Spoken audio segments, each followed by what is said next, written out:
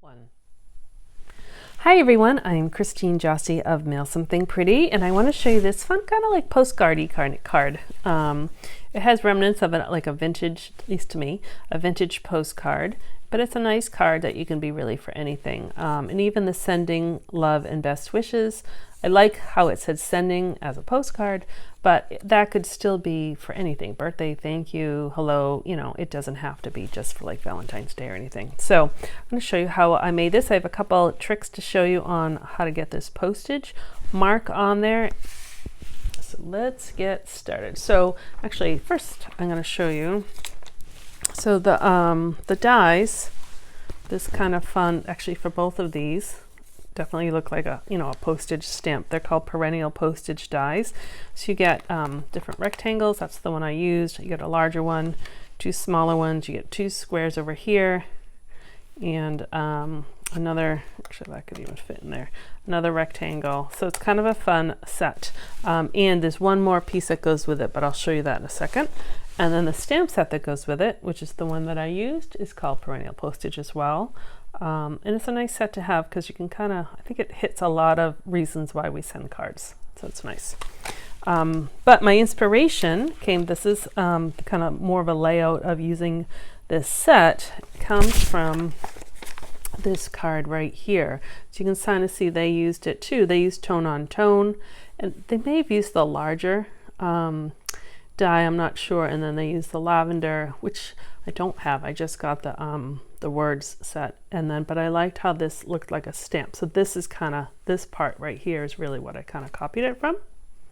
So it's similar but kind of different, which is what's great about using samples as inspiration pieces.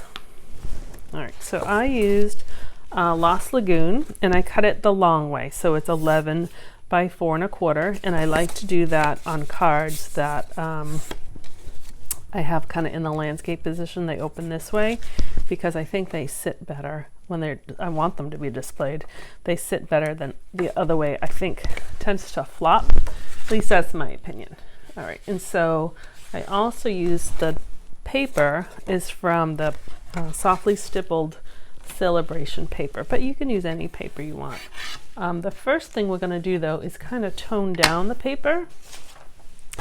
You can see we've already done this a bunch. This was a club project, so you're going to kind of see the makings of what we used.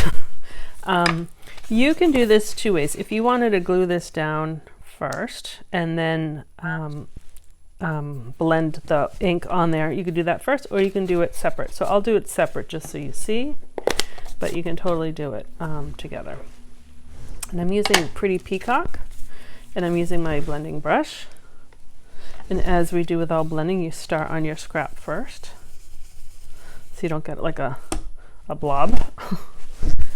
And I'm just doing the edges because that's all we're really going to see. And you can make it as dark or as light as you want. And I'm just spinning my paper. Actually, it's easy to spin that way. All right, so that's pretty good. And then I'm going to do the same thing to this. So this is just a standard layer. So it's 5 1/4 by 4. And it's very pretty as is, but I'm just going to kind of tone down the sides. Again, I just wanted to have that vintage kind of feel to it. And I think this helps soften the edges a little bit. It doesn't take very long. If you don't have Pretty Peacock, you can use lots of different colors. I mean, Pretty Peacock's not even in this paper. I think this is Pool Party. So you see how it kind of softens it a little bit. And again, it would look fine. I should have showed you before. It would look fine even if you didn't do that element, if you left it plain. But I just wanted to show you something else. Okay, we're going to use that ink again. All right, so I can actually glue that on. I love this pattern too. It's kind of like a linen. And this is wild wheat, but with all the white, it softens it up. And this is wild wheat that we're using too. And we talked about this color at club because a lot of people don't like it, which I understand. I think you need to pair it correctly, like pair it well. And so it's not, well, this one it's kind of actually a focal point, but generally I use it as more as an accent. But I think the blue in this kind of, it tones it down a little bit. All right, so I already cut it. And what I did is I actually already scored it in half. So I just measured it. I think it was 4.5. So I just scored it at 2 1/4. And for me, I just thought that just gave it more of a postcard look, you know, because they have those lines. All right, and you could use any color. I think crumb cake would look pretty too. All right, so just trying to think of the order of things. I think we'll just stamp. We'll just start stamping. So I have my wild wheat here, and I'm using this flower. Comes from Thoughtful Expressions. Just want to make sure there's no glare in there. And so we're using this flower. It's a nice set. It's one I really like. And they used the card and Stampin' Up! Used, I think I have to go this way, was the Perennial Lavender. I think that's what it's called. All right, so you have a choice. Actually, hold on. You don't have a choice yet. Let me do this first. So you can do, you know, whatever word you want, but I thought that this kind of, I liked the sending part of the message because you're sending something. All right, so now you have a choice. Let me close this. So I have 2 cards here. This one I colored in with colored pencils, and this one I left plain. I like them both. Everyone at club liked them both. I think half, maybe half colored and half, at least half, if not more, left it plain. So they're both nice. But what I'm going to do is just show you what I did for coloring it in case you like that look. I just used my watercolored pencils. You can use any pencils. But I liked the white. That's kind of where I was going to do the whole thing white, but then it was a little too much. So I'm just coloring in my flower white. And actually, I'll show you a trick which I forgot about. If you use, here, I can use this one. If you use a foam pad, and when you're coloring, it's a little softer. Like it just comes across a little softer on the paper.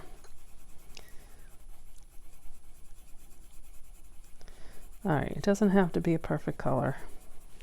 All right, so there's my white. And I'm just going to use yellow in the middle. Again, I just want them to be light colors.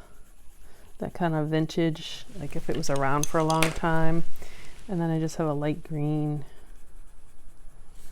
I tried different colors. This is the Granny Apple. I actually thought it looked better than the Old Olive, but looked okay. The Garden Green was a little dark for my liking. Okay, so easy coloring, right?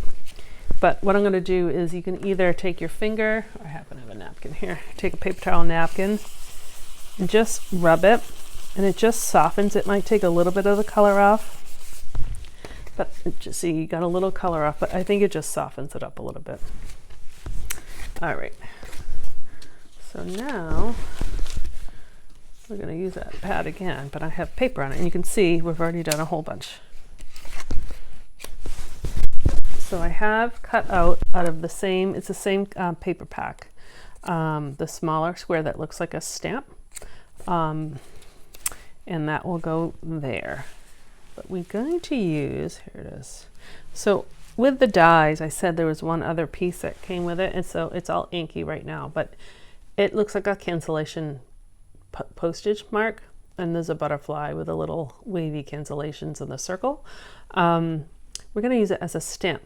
This die only embosses, it does not cut, and so which is cool, but I wanted you to see color on it, so I created it into a stamp. I used a magnet. I actually doubled up 2 magnets. I tried it once on just a single, but I got ink on this circle, and so I got more ink on there, so I didn't want it. The other thing is, if you put it together and you inked it and stamped, because there's like it's small, but it's the one paper is higher than the other paper, it doesn't stamp next to like that seam. So this is what I'm doing instead. I'm gonna bring my pool part, my Pretty Peacock back. I'm gonna ink it. And I'm going to stamp it a little bit off the paper so you can kind of see now it has that look to it. And I could leave it just like that, but I want you to see the other part. So what I'm going to do is ink it again, kind of leave it here where I want it to go, kind of guess, and then stamp it on my paper there. And what I'm going to do is kind of match them up as close as possible. It doesn't have to be a perfect match, but I'm going to match them up because I probably went over a little bit like that. And if you wanted a second, like this one, I put another mark on there. But it's one way of kind of making it look real.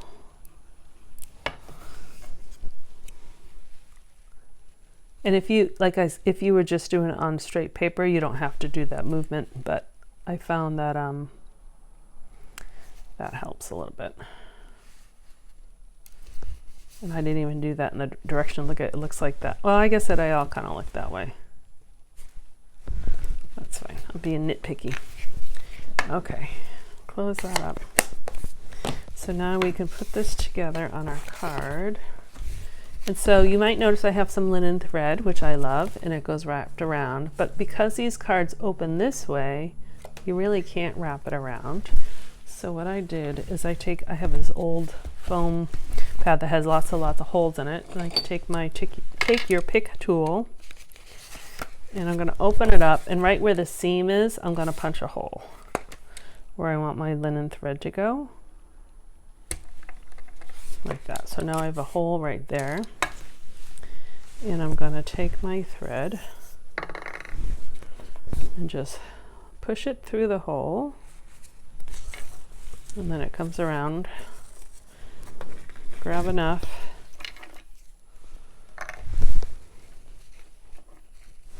and tie a bow. I may have done too much, but that's all right.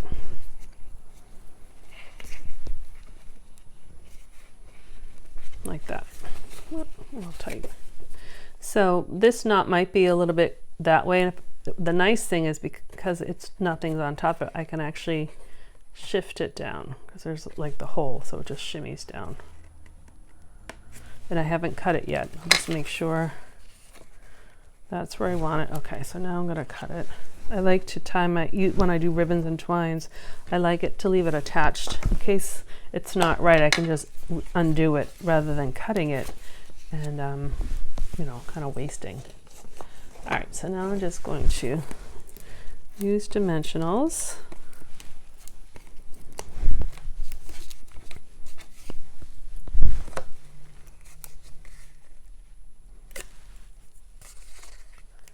And you could put it on straight, and that's what they did in the catalog, but I kind of like it on the angle. So however you want to put it. You want to put it so the linen thread fits right in that little notch. I just think it's so sweet. And then to finish it off in the middle, I just have, and it's a light enough color that you could write on it, but I just think it finishes it by having white. And you can either use, that's when I did the matching. I think on this one, I'm just going to do the opposite, and then you can see a little contrast. And I just did like a 1/2 inch thick strip.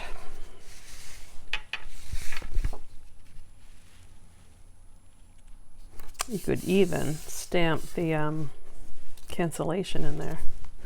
Ooh, I wonder if I should be so daring, because I put the card together already.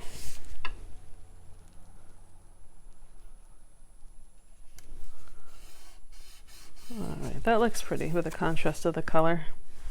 And then let's see. I don't know if I should be so daring. I'll make sure. Okay. Oh, actually, that's kind of a good example because it went over. You can kind of see how that didn't stamp, but it's up here. It's just like this little ledge. That's why I did the front the other way. All right, let me close this. Close that. So now you have one version colored and one not, and I think they're really nice. So hopefully you like it. Again, it's using the Perennial Postage bundle. And if you, depending on when you're watching this, we still have time for Celebration left that you can get. I'll just show you. I actually wasn't prepared to do that, but let me show you real quick. The paper is, this is the paper that I use, and it's free with a $50 purchase. So if you buy that bundle, I think that might, it's close if not already 50. You can get that pack of paper for free. But that's only till February 29th of 2024, depending on when you're watching the video.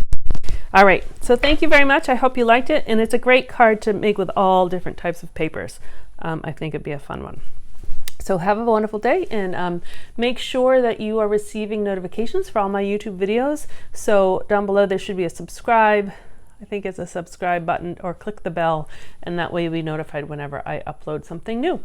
All right, have a wonderful day.